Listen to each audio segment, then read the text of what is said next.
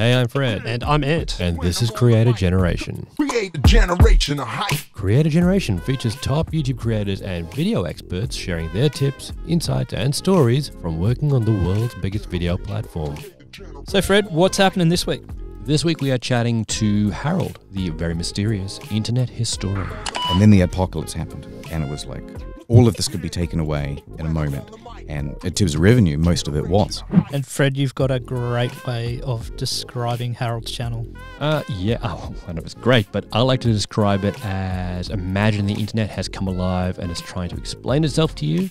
That is what Harold's channel is all about. Yes, and he's very, very good at it. I think he's got a bit over 2 million subscribers across a couple of channels, and he's gotten there very fast in just over 18 months. So if you don't know anything about his channel, he creates satirical mini docos around events on the internet and internet history, such as the epic disaster that was Fire Festival and the outrage over games like Fallout 76. And we chat to Harold about really hard work, giving up his day job to become a full-time YouTube creator, and how to create authenticity when it's not you in front of the camera. And to always wear pants. Oh yeah, always wear pants. Let's get into it. Harold, welcome to Creator Generation. Thank you for having me. It's wonderful to be here. That's great. Ant wants to ask the first question. Oh, great. Hello, awesome. Always. Harold, what's your real name? Should we build up to that? It's actually Anthony McCormack. Snap. I'll claim it. Man, I'd be proud. I'd be proud to own your channel. Let's get back to that. But all right, why don't we go to the start? But how did you get started on YouTube? Well, I'd always wanted to start a YouTube channel for a while, and I was working at a marketing company as a copywriter, and my hours had been reduced. And I thought, all right, well, I've got to go find some more clients and some more work, or I could do an irresponsible thing and see about trying to make a YouTube channel. So I started making videos as quickly as I could, and the idea for the channel itself initially came to me because I remembered this incident involving Battletoads, and it was this dumb meme where people would call up GameStop and they would say, "Hey, have you got a copy of Battletoads?" which is this game from like 1996, and I thought, oh, okay, well, some other people have probably done videos on this, and I compiled the whole incident together into a cohesive story, and I was really surprised to find that there were all these clips and images everywhere, but no one had just brought the thing together. So I thought, right, well, oops, I shouldn't have clapped. Right, well, that's exactly what I'll do for my channel. And within 2 to 3 weeks, I was gaining traction. Within a couple of months, it was a full-time job. You know, the first time you told me that, I thought you said battle turds. And I'm like, what's a battle turd? What is a battle turd? It's a New Zealand That's a story accent. that hasn't been told yet, Harold. You can add that to the list. So that's how you got started. Yeah, and did you see success straight away? Yeah, it was relatively quick. It was really surprising. I was producing much shorter videos very quickly, and because I knew sort of, okay, I can't tell anyone that I'm making YouTube videos because if they find them, and I was worried about what I don't know, historian would think me sort of spending my time doing this thing instead of doing more responsible things, and so I thought, okay, I've got to make a good go at this really, really fast. So I was producing content as quickly as I could and working sort of insane hours. And then, I think by the sort of 4th, 5th, 6th video started to really get some traction. And then every subsequent video sort of expanded the channel exponentially. And about 3 months in, I had about 100,000 subscribers, and sort of turned to a historian and said, "Do you mind if I sort of pursue this as my main thing?" And sorry, you turned to who? Oh, historian. So that's the name of my wife, essentially. Yeah, she's on the second channel once in a while, but right, yeah, she works a sort of normal job. So So Right. That's her pseudonym. Right. I don't know what the female equivalent of Harold would be. Harriet, I suppose. Haroldina. Haroldina, yeah. That's right. Okay. Yeah. Like, Okay. I thought you were the historian. What's going on? I was very confused. Yeah, Now so I we took understand. myself. I turned to myself and said, "How are you doing?" Looking wistfully in the mirror, I said, "Is this right for me?" Just a quick. Let's talk a little bit about your growth, because you were one of those, I guess, rare creators that grew very fast with a very engaged audience. Did you ever think it was going to grow as fast as it did? No, well, of course, this stuff comes as a big surprise. I'd read other people's experience of starting a YouTube channel, and I had seen a few small channels that I'd followed, and I thought they'd made good content, and it takes them years to get a good foothold. It was a big surprise when the channel sort of blew up as fast as it did, and it took a little while to get used to that idea of like, oh shit, all the things that you say are now going to be sort of permanent, and you got to sort of act a certain way now that you have maybe 500,000 followers rather than like 500 followers and that sort of stuff. But no, I was certainly surprised by it. And how much of that was luck versus strategy? I don't want to sound immodest about this. This feels like the immodest hour, but I like to think that I didn't sort of entirely fall into it. I saw what other channels were doing with their content, and I tried to avoid a lot of those mistakes. So, gaming channels, it's like I think that in 2019, you can still start up a new gaming channel and grow really fast and be really big, but not if you're doing exactly the same thing that every other gaming channel is doing. So things they would do is like, okay, well, here's my long form version of me playing whatever, Metal Gear Solid, and then they'll just go, oh yeah, cool, I'm going to commentary in front of a video and do that for 3 hours and then upload it with no editing. And it's like, well, I knew something like that would never work. Instead, it's got to be about sort of respecting the viewer's time. There is such a huge volume of, essentially an infinite volume of alternative content that people could be spending their time viewing. So cut it down, refine it down. And one of the reasons it grew so fast is because very quickly I had a catalog up of content that didn't waste the viewer's time. I want to talk about like your videos, the actual content you make. It's a very unique style you have, but it's deceivingly simple.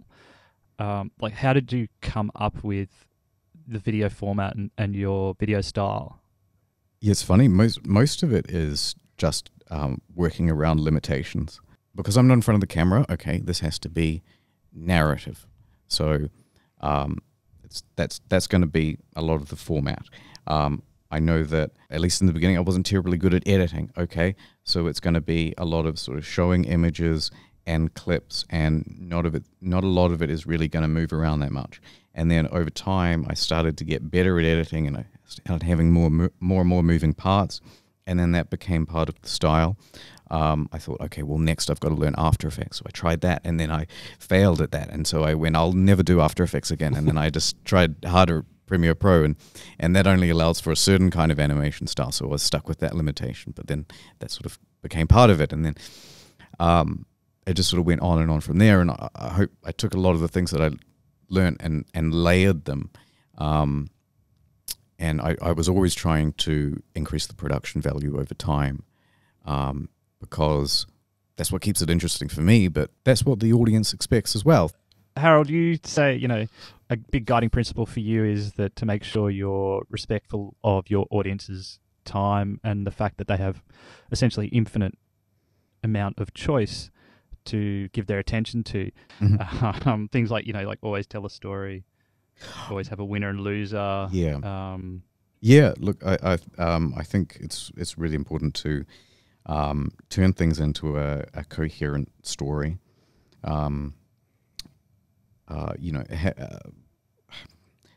That's easier to tell if you've got something like a winner and a loser, or a sort of protagonist and an antagonist. So I try to search out topics a bit like that, and always been trying to show something interesting or funny, and if it's not those things, try to cut it out. Harold, you said you sort of put some, like, I think crazy hours in, like when you committed to going hard at this straight away. What sort of crazy hours are we talking? Oh, well, including some of the sort of contract work I had to do at the side. It was basically just every hour of the day that I wasn't sleeping. So it was like 16 hours a day, every day, for sort of weeks on end. And it was super unhealthy. And then gradually I've sort of tapered that down, and I've got a pretty healthy schedule now. But in 15 and a half hours a day. yeah, something like that. But in those first few days, I think that was pretty important, that initial grind. Yeah, I mean, I'd take sort of half a day off here and there, but basically for that first 6 months, I must have been working regularly 70 to 80 hours a week. Yeah, I mean, it is hard, and a lot of good creators have said the same thing. They really have to grind it out, especially when they start. How did you find that? Did you find that something you really wanted to do and you were really committed to it, or did you find it super hard to do? I mean, we talk to creators all the time about this idea of passion, because they're so passionate about the content they're creating, they don't mind that extra that hard work. What was your experience with that? Yeah, it was really fun. It was challenging. It was something completely new. Frustrating a lot of the time, but so you felt like you felt a real sense of accomplishment once something had come out and people liked it. And so coming from a copywriting background, a lot of the time people hate your stuff, especially the initial draft, and they go, God, half of this is wrong, send it back. And it's always a sort of fantastic feeling when you get your feedback on the latest video and you get like 99% thumbs up, and it's just, yeah, it's sort of it's quite sort of self-perpetuating. It's motivating. So Harold, you mentioned straight away you didn't want to tell anyone that you were creating YouTube content, and we've sort of touched on it, your real name's not Harold, you're anonymous. Why didn't you want to tell people? Can I just point out one thing? Ant, by saying your name isn't Harold, has ruled out Harold as one possible name. So you've just reduced his anonymity by a little bit, Ant. Oh my God. And we've also established it's not Anthony. I think that's pretty firmly established that your real name is not Harold. Is that correct? And we can... Yeah. That's we can... Yeah, Harold's just a lot easier than internet has story, and it's like, what is that, 7 syllables? It's way too much. Yeah, why I was anonymous? There's a few other channels that are anonymous as well, and I suppose people have all sorts of different reasons. My main reason for it was I thought, well, if this YouTube thing doesn't work out, especially in the beginning, if I'm trying to get more clients, people are going to Google me. And they're going to find my YouTube videos, and they're going, what the hell is Battletoads? And no, we're not hiring him. And the other reason was, I suppose, I've never really wanted to be a known person. So I suppose this is why I'm anonymous now. That works for some people. I'm not an extrovert really, so it probably wouldn't be something I'd like very much. I also tend to be pretty paranoid, so anyone looks at me kind of funny, and I'd think, oh, they know, and but I think now it's about maintaining a certain illusion, because people associate me with a certain old man or a certain cartoon avatar, and the moment you see my face in real life, that's going to ruin it completely, especially with my face. So I think. I think it just sort of works. Yeah. And so that anonymity is so important to you, isn't it? So important to the videos and the character in the videos. Yeah, that's right. Yeah, and in some ways, you sort of get to have like a top-down view. It's like, oh, this isn't my personal opinion of what's happening. It's like, this is the thing that happened, and I'm sort of this sort of stand back avatarish figure. Yeah. Did you go into this thinking I'm going to be this anonymous character? Was that always the way you'd set it up? Yeah, it was always the plan to be anonymous. And I picked Harold because there were stock photos of him, and so that made it easy. So just going back there, you're talking about stock photos of Harold. Like, who is this Harold you're talking about? Yeah, so Harold is short for Hide the Pain Harold, and he's a very well-known stock photo model. His real name is Andreas Arato, and he's a Hungarian former electrical engineer, and he's known for having this expression on his face that's kind of pained, even though he's smiling. So it's sort of, it represents someone who's sort of putting on a facade of being happy when they're not, and it you just sort of add him to all sorts of memes and stuff, and it usually just makes it more humorous. And I thought, oh, yeah, fantastic. I'll take that. And I don't think I put a whole lot more thought into that, except that I wanted it to be an old guy. I sort of thought, well, then that lends a bit of authority to the things I'm saying. He's actually quite perfect for your videos. I mean, it's almost too perfect in many ways. But you've never met him before though in real life? No, I would love to, but Yeah. I haven't. Have you ever sent him a letter or fan mail? Oh, once I thought someone had Hide the Pain, and everybody thought it was him, and he had a ton of followers, and he used to post, at least as this guy, he used to post in Hungarian and all sorts of stuff. And I sent him a DM once thinking it was him, basically saying, "Look, man, I know I'm stealing your face, but you've changed my life forever," and all this sort of stuff. He's like, "Yeah, it's not me.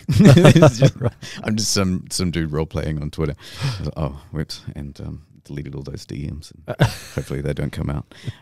But no, I don't know. I hope that he's mentioned in a couple of promotions he's done on commercials and interviews that he wasn't altogether thrilled with his fame, or at least his wife wasn't. Well, they were sort of coming to terms with it, and so, but I think that they've sort of got there because now he does promotions for Manchester United. He's done ads on German television for computer companies. He's done music videos. He's done all sorts of things. So he's sort of embraced it now. And while I'm not entirely responsible for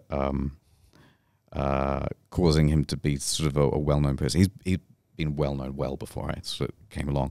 I probably haven't done a whole lot of good service, and keeping him in there. In my mind, he will always be the internet historian. I remember the first time we spoke, Harold, and it was an audio call, and I had this picture of an older dude in my mind, based off your amazing voice and your content and the imagery that you'd put in my head. And that mystery was kept alive for quite a while until we got to meet in person. Yeah, and it turns out I was a little girl. But your voice is phenomenal for a little 10-year-old girl. But yeah, that sort of adds something, like another layer of intrigue to your channel and entertainment. Do you think your audience appreciates that multi-layered approach to your channel? I suppose I hope so. Not all of this stuff has forethought though, so I suppose if a lot of it's sort of coming together, it's happy happenstance. But yeah, I mean, certainly people say nice things in the comments about the voice and all that. So one, I guess, interesting thing is, a lot of creators, they talk about authenticity being so important, and it is, but there are a number of people who start out that they try to create another persona, right? And like this, you have a persona in your videos. But the thing I found was that after watching a number of videos before I met you, and then meeting you in person and listening to you, it's actually so close to who you are, even though you've created a persona. That authenticity, that element that this is actually part of you, and this is the way you think, and there are funny elements about Harold that are exactly the same as Harold in real life. And I think that was really cool because I thought, well, this is real. He's not just putting on something that's completely different to who he is. This is actually really reflects, you know, the way you think, and your funniness and your humor is actually right there. And tell us a bit about that element of authenticity that exists, even if you have a character in your videos. Do you mean this as a sort of general guiding principle? Maybe not to try to act like somebody else. I think that's certainly the case. It doesn't seem to me like that would be a terribly viable option over the long term, because you're going to have to constantly fake another persona, and that's going to get exhausting, but also I think the audience sees through it after a while, and then that's going to get tiring. People might even see that as a little dishonest, or at least insincere.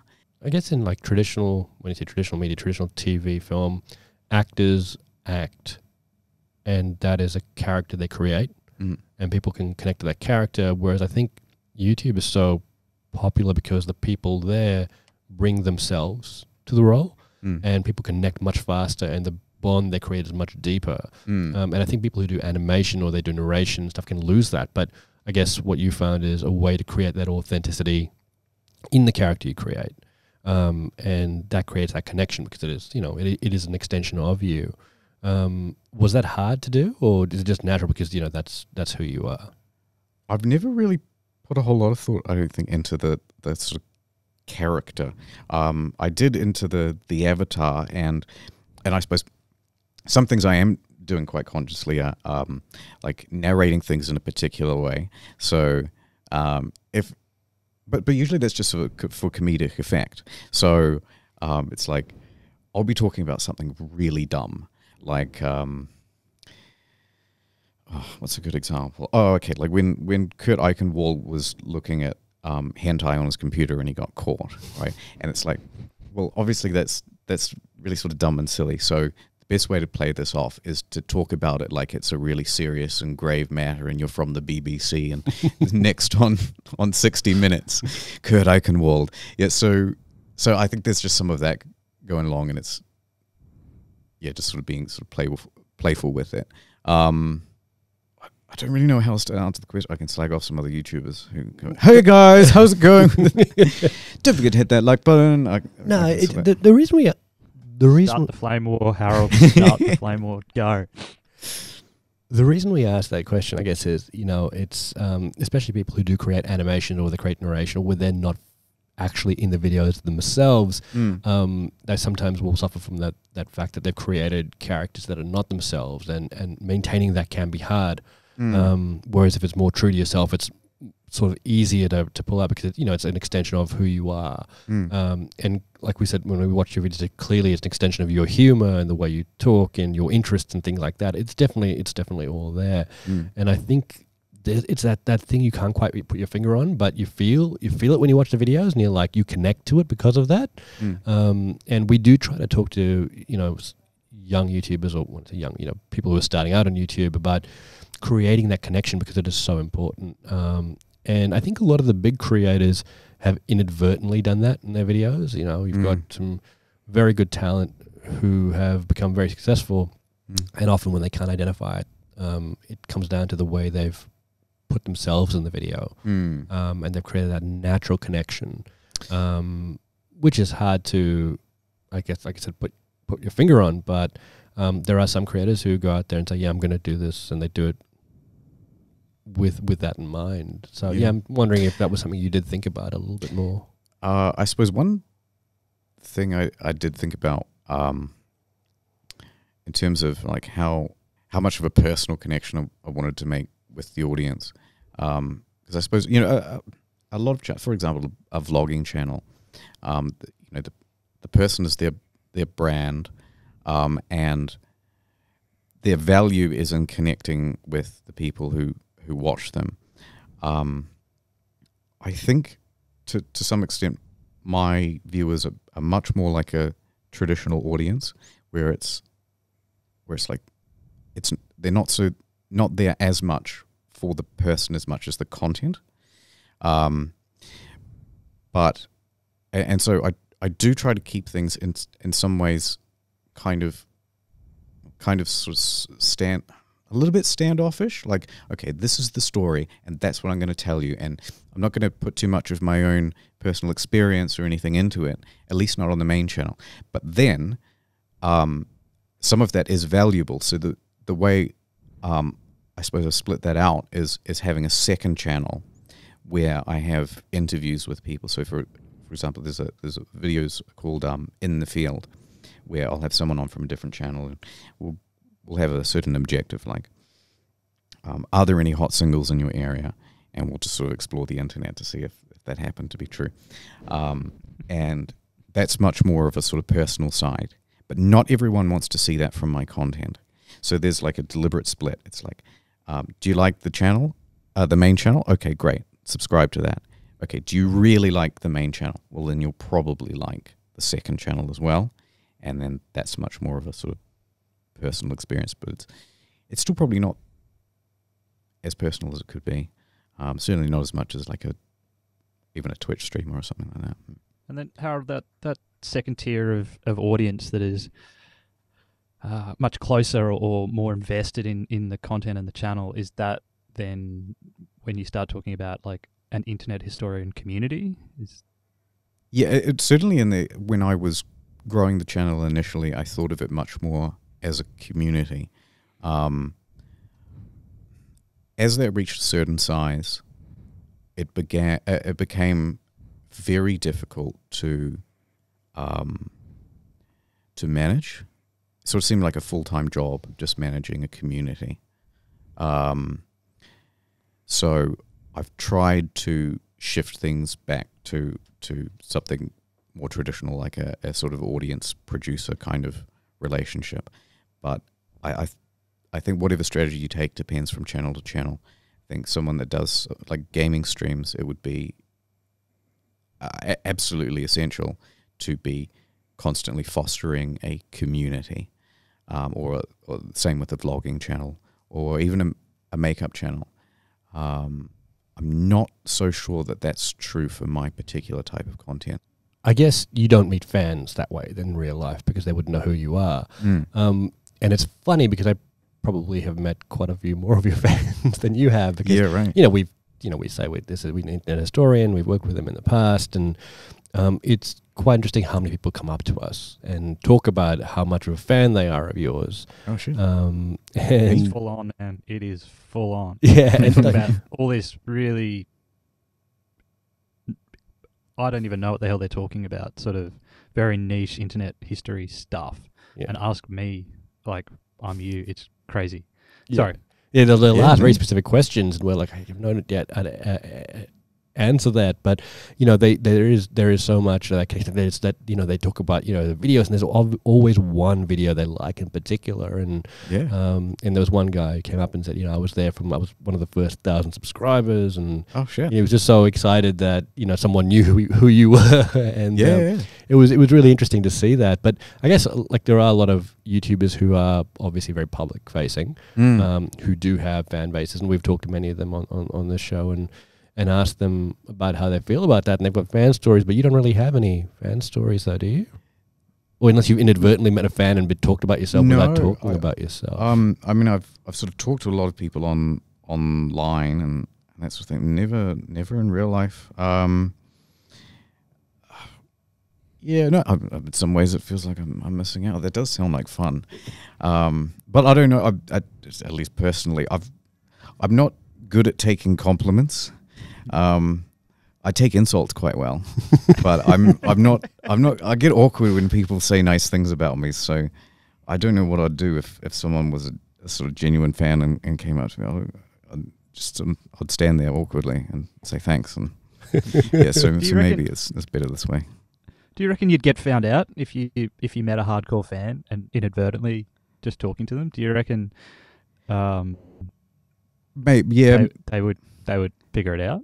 Maybe. I think people forget what people sound like. So I mean, it would be recognized for my voice, but I think people forget that sort of stuff. And I also think when you're in front of the camera, you have to announce things in a certain way so that the microphone actually picks them up, and that makes you sound different to how you would in real life when you're sort of talking conversationally like this. And I'm not sure I'd pick out the the two. You could probably pick out like a Morgan Freeman or something like that, but even then. When I'm on the mic. Anton, I think it is time to take a quick break. Yep, I reckon people need to hear what else we've been cooking up. That's right. We also have an app. The app is basically designed to create a global community of creators. So bring together all the creators all over the world to have great conversations, and also give them access to a bunch of extra content to make them even better at what they do. Definitely. And we've made this thing so it's available both on iPhone through the App Store and for your Android device on Google Play. So jump on, check it out, join the creator generation. I mean, you talk about, obviously, as it became more of a full-time gig. Look, I think for a lot of people, it's still a strange concept that you could do YouTube full-time. You know, I mean, a lot of the creators we work with are absolutely full-time. They do this all the time. It's a job, right? That requires a lot of commitment. And there are so many unique aspects around it as a full-time job. So my question is basically two parts. It's like, how is it being explaining to people that you do YouTube full-time, and do you do that? And how is it actually having it as a full-time job? Yeah. Well, in answer to the first question, I don't tell people that I do YouTube full-time. Is that an anonymity thing, or is it just because you... Yeah, that's an anonymity thing, and people talk, and it, you know, I just sort of didn't. I made a pretty deliberate and concerted effort, even in you know, my quite personal life. Most people don't know. Like my dad knows, and a couple of friends, and that's about it. But in the second question, working as a YouTuber is, I think at least, an incredibly fulfilling lifestyle. I really enjoy it. The flexibility is just beyond any other job I could imagine having. But at the same time, the workload is enormous, and there's an always-on factor about it. So, you know, someone sends you a DM and it's important, well, you're going to have to probably reply straight away. You know, you're constantly replying to emails and all these, you know, all this sort of stuff that you would with a regular job. But it tends to be around the clock.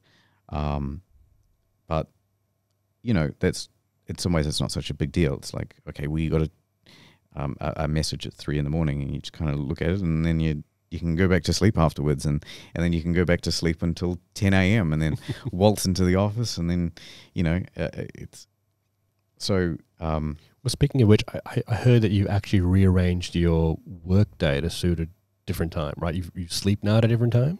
Yeah, so because I'm here in Australia and the time zone is about 17 hours different. To the US. To the US, yeah. It's worthwhile me keeping quite odd hours. But I'm a morning person anyway, so I get up at about 2:30, 2 o'clock every morning, and then I have breakfast, and then I'll go to the gym, and then I'll be in the office by about 3:30, and then starting my work day, and then I'll wrap it up by about 1 p.m., 2 p.m. And I work with another guy. He comes in, he's got a normal life. He shows up at about 9 a.m. and he works through till 5 o'clock. And having that sort of two-shift nature of things is quite good as well, because there's a lot of like, oh, I need to get this done, and it'll take quite a long time. And because things are on a different shift, it's like work is constantly being produced. So no one's ever really waiting on anyone else. So yeah, it's I wake up at 2 in the morning. Yeah. Howard, you mentioned you've got an office. You don't then work from home like a lot of YouTubers. What's the story there? Yeah, so for the first 18 months, I was working at home, and after about a year, I decided to pull someone else onto the team, because the workload was getting too big and wanted to be able to produce more videos more quickly. So I just had them coming around to my house, and it became not a very good situation, because it was like, oh, someone was constantly in your house, and working from home is not a great idea if you can avoid it, because you end up working hours that you shouldn't really, and it's like, you try to relax, unwind, watch some television, and you can see the computer over there and all your responsibilities and things you should be doing but aren't, and so I decided to put a bit of distance between me and that, and I had a chat with my mate, and he got me a good deal on an office sort of halfway across the city, so I commute there every day and work from there, and try to keep something close to a regular job schedule there, although I'm usually in sort of Saturdays and Sundays sometimes as well, but it's a nice environment, and it's so much easier to concentrate when you're not in the same place that you also relax and sleep, and sort of hang out with family, and I'm going to stay in there for now, I think, until I don't know, I'll see about getting like a proper home office at some point. Yeah, I do recommend it for any sort of other YouTubers out there. If you can get an office away from home, it does make you more productive. It does make you value the time that you have when you're in the office as well. It's like, I could be home by now, or I won't do it at 2 a.m. I'll do it now so that I can actually relax, and yeah. And I guess on the flip side, that also then the like work-life balance that then has benefits on the life side of things, or the home life with the historian. Yeah, exactly. Yeah, you get to sort of hang out, and when you are home, there's no work to be done, and so you get to play PlayStation stuff. It's good. It's good I mean, we see that heaps. Obviously, a lot of creators do start working from home and continue to work from home. Fred, question for you: do you know of any strategies that creators working from home who maybe can't afford yet to have an office or somewhere else to go? Do you have any tips on there that help creators with their productivity or separating work from home life? Yeah, the big thing is the problem with working from home is, like Harold said, is you can't create that separation, and when you can't do that, everything sort of melts together. But it also leads to things like procrastination. If you're looking at your PlayStation, just sitting there, and you're doing something difficult, you're like, 5 minutes, and then 5 minutes becomes like 5 hours. You're like, I've lost an entire day. I think the key thing is, if you do have to work from home, try and create a distinct area of the house where you actually work in, where you don't have to go when you're not working, and try and set certain hours or certain goals, like you're going to get this much done in this much time, so at least you get through those things. And if you do that enough, you begin to form a pattern. The thing about home is there's often, around work, there's no pattern, and when there's no pattern, you'll go and do other things. So when you're at work or in an office, there's a pattern to being there. So if you do have to work from home, and a lot of YouTubers do, then create that pattern and create that structure, which will help you be more productive. Otherwise, you will end up playing a lot of PlayStation, or as we once did when Lee and I were working on a project. We got so we decided to go to the mango tree and pick mangoes because we were just looking for excuses to stop work, and we just saw those bright orange, yellow mangoes, and we're like, "Yep, let's go pick mangoes for an hour and see how that goes." But yeah, that's it. It's just about structure, really. But I think another important tip is if you are working from home as a creator, get up, get dressed in the morning, like get out of your pajamas and put your pants on or whatever. And probably like the habit of getting up, leaving the house, leave the apartment, go somewhere and come back, so that you have that separation between your home work, like hanging out at home, and then coming to work at home. Even just that little switch, we've seen really, really great results with creators just doing that. Just walk around the block and you go to work. Most importantly, though, and this is, I think, a question a lot of people do want to ask, Harold, have you ever been working from home and not wearing pants? Oh, yeah. Why the hell would you wear pants at home? The funny thing is, though, my front door's got a window to it, and then I keep my desk pretty close to the front door, actually. So if anyone did come peer in, they'd see me editing, basically. Yeah, yeah, and then I'd have headphones in as well, so I wouldn't be able to hear them. Sometimes yeah, it's happened to me a few times, actually. I'll be working and I'll be there in my underpants and socks, and then I'll go to the front door later on in the afternoon, and I'll find that someone has delivered a package. So they definitely peered in. We won't make any noise. We won't make any noise. I think the funny thing is people probably imagine you as an old man. Like sitting there in his underwear and socks while the delivery guy is knocking on the door. I love the detail of the socks too. That's great. Everyone's wondering, is Ant wearing pants? Can't see. I know Fred's not wondering that. He knows. No. I will say, though, in terms of some more practical advice, other than wear pants. Other than wear pants, certainly do get dressed. That helps a lot, and getting into a routine. It's really hard not to break that routine when you're working from home. And you find all sorts of procrastinations that you shouldn't. So, you start changing your priorities, like, oh, the house really needs cleaning, and all this sort of stuff that you never would have done anyway, except that you're just putting off work. But one thing that really helps, especially with YouTube, is because you're usually working on the same computer that, say, you unwind with, it's best to, like gaming and stuff. Jesus. The thing is, so what you actually want to do is create like a delineation between the gaming side of your computer and the work side of your computer. So I found this, it actually massively increased my productivity when, for example, I opened up Google Chrome or Firefox, and my bookmarks all weren't related to the stuff that I do in my off hours, rather than like all work stuff. When it's there and it's like, this is your email, this is the work stuff, work links that you need, this is the stuff for the current project, you're actually much more likely to get into work, and just having your work in front of you.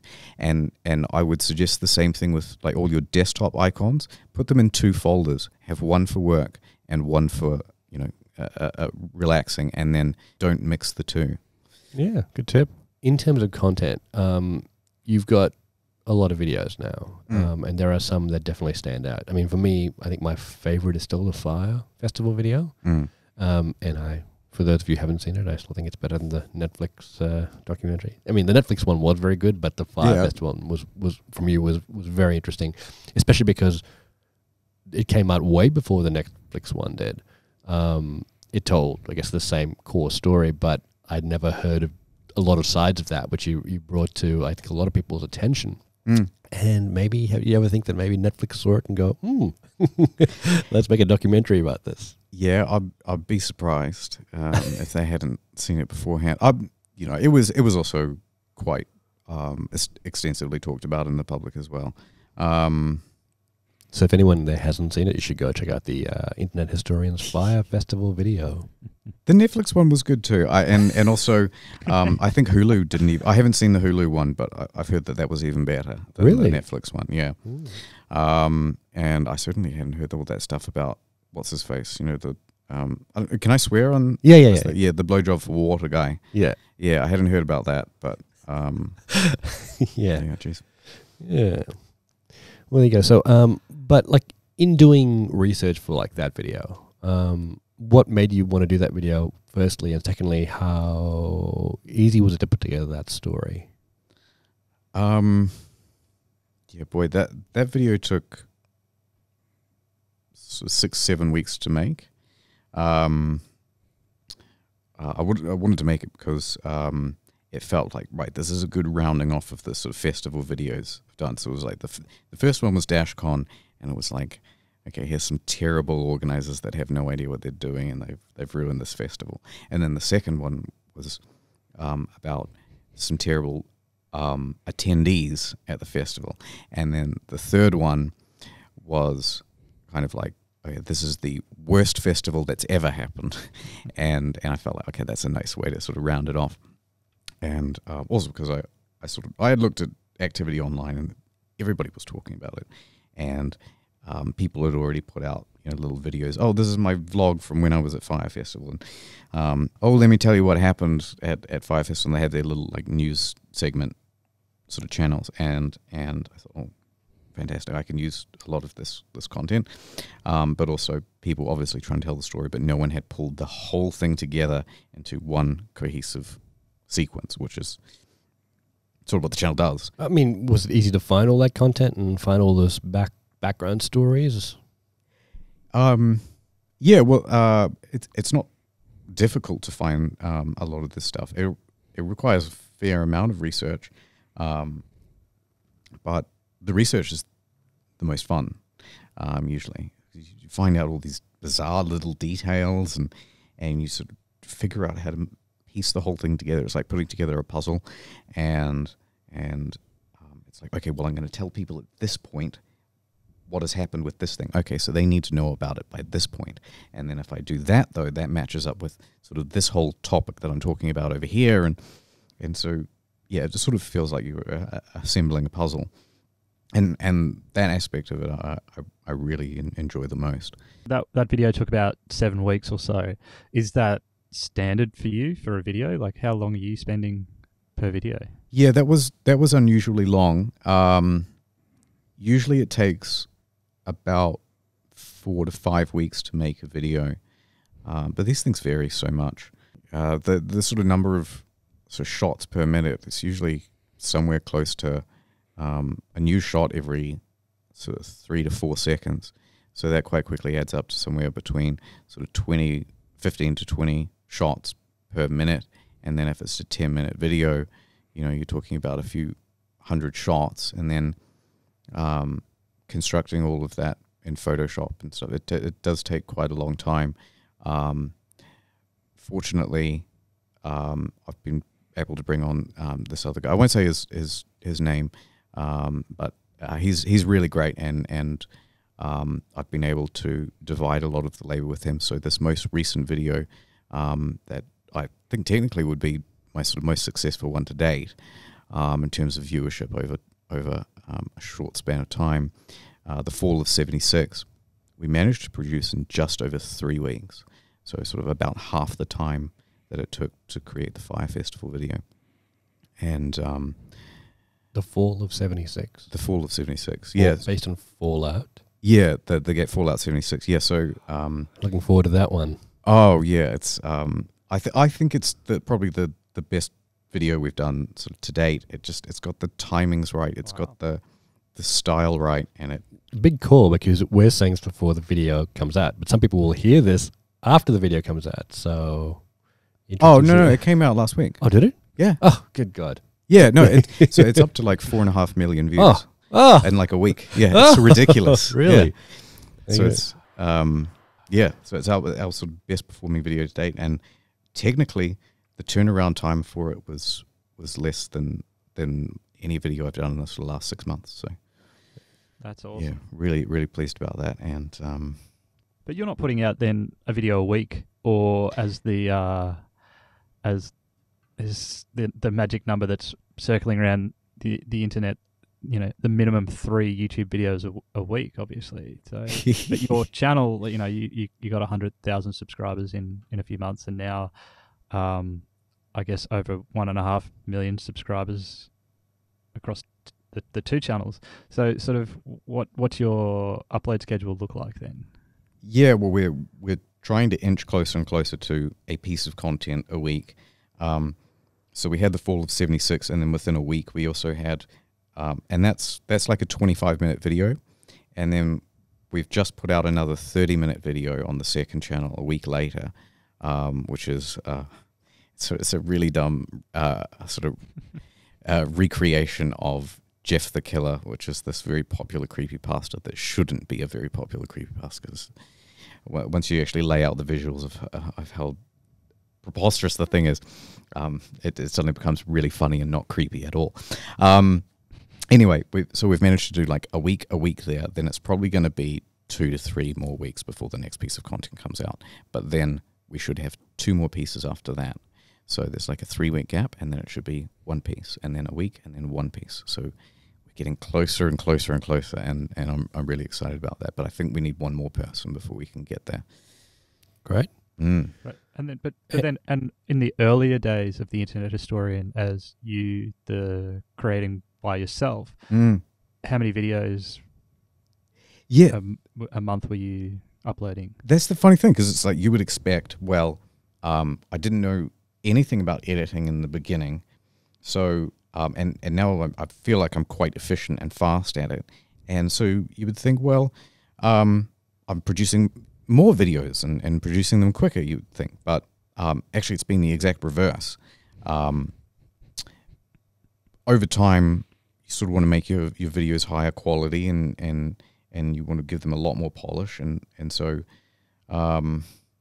you know, and you put a lot more sort of thought into them. So in the beginning, it was like one video every 3 days. And then it became one video a week. And then it became one video every 2 weeks. And then one every 3 weeks. And then it was a month. And then at some stage, I've had it up as bad as, I think I had a period there where it wasn't for 2 months that I put out a video. And that can be really stressful because you think, you know what, by the time I post this, I'm not going to have an audience left. Mm.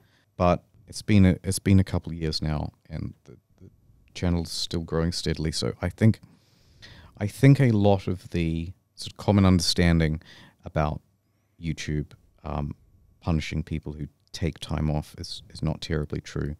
I would say if you were a content creator and it took you, say, 2 weeks to make a video, I would say you're probably actually better off bunching those videos together. So, say, instead of in a month going 2 weeks and then 2 weeks, you might go, okay, I'm going to spend a month producing it and then release it, release the first video, and then a week after that, release the second video. That tends to work better for the algorithm, as far as I've noticed. But it does take some conscious thought not to be constantly panicking that you haven't got a video out. And it's always, at least in my experience, quality over quantity, because the catalog matters more than anything else. Speaking of the algorithm, your content can be a little bit edgy. It can be a little bit adult.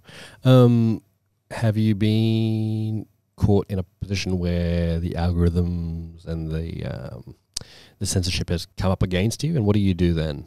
Yeah, I've certainly got videos that have been demonetized. When the channel first started growing in those first sort of 3 months, everything was growing really quickly, and it was like, oh, fantastic.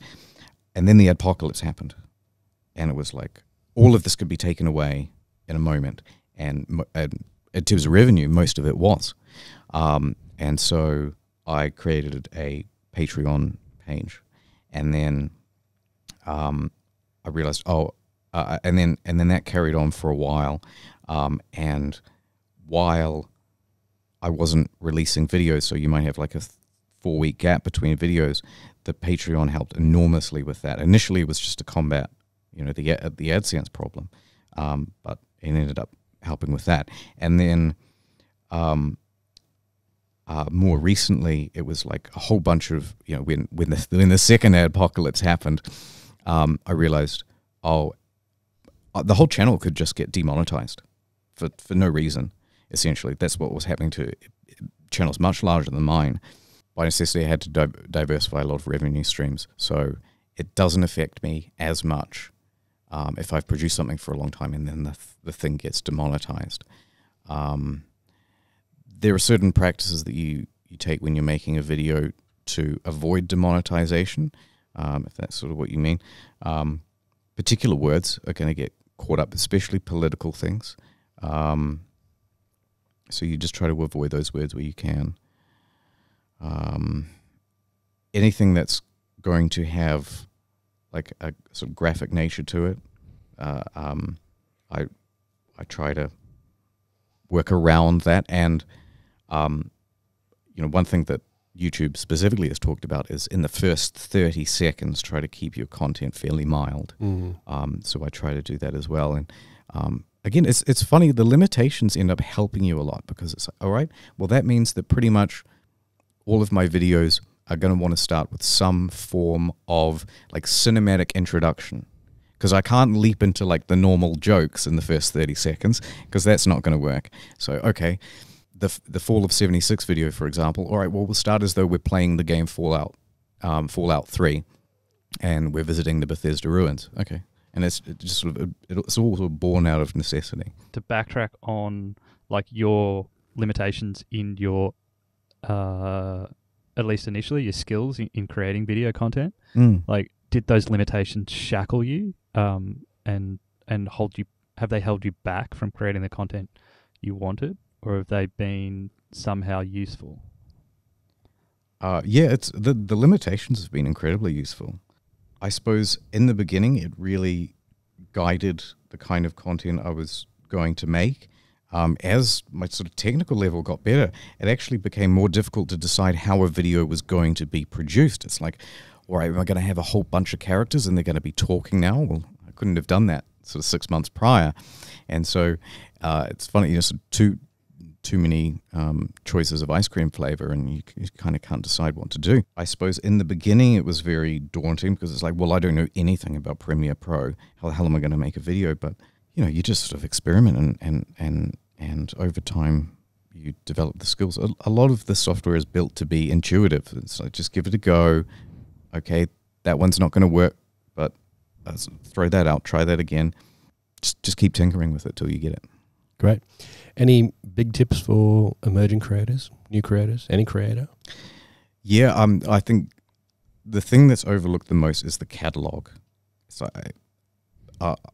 I feel like there's almost no emphasis on that. But so don't fill your content with a bunch of updates to the channel. Don't fill it with, oh, here's a long form one that's 3 hours long, and here's a short 2-minute video and that sort of stuff. Make content as good as you can, as high quality as you can, and then just post the stuff that you think you would want to watch, not just things that, you know, maybe your friends and family are going to compliment you on. It's you know, treat your audience like an audience, and that they have a huge number of alternatives. And if you've built up a good catalog over time, that will help you in the long term. So that will bring in subscribers, because at least from what I've seen, it's like, at least from personal experience, the way I assess whether I'm going to subscribe to a channel and watch all their content is I'll probably see their latest video through the recommendation feed, and I'll go, oh, that was quite good. And then I'll check out their channel, and if they've got a bunch of other great videos as well, I'll go, fantastic, subscribe, and then I might go watch some of it later, maybe. But if you've got a catalog that's just filled with fluff, they're going to see that first video, then they'll go, what is this? Why is there like a let's play here and with your movie review and all sorts of things? And yeah, they probably won't subscribe. So building up a catalog of consistently good, high quality content. Great.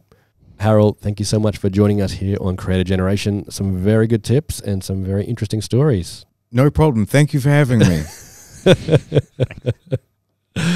All right, we'll see you guys next time here on Creator Generation. Hope you enjoyed that chat with Harold. He had some really interesting points. Totally. And I'm still going to try and find out his real name. And I'm going to wear pants from now on. Next week. Next week. All right. So if you want us to answer any questions, if you want to hear from any creators, let us know through our socials. You can also use the Creator Generation app. Until next week. Catch you then. See you then. Bye. Create a generation on the mic.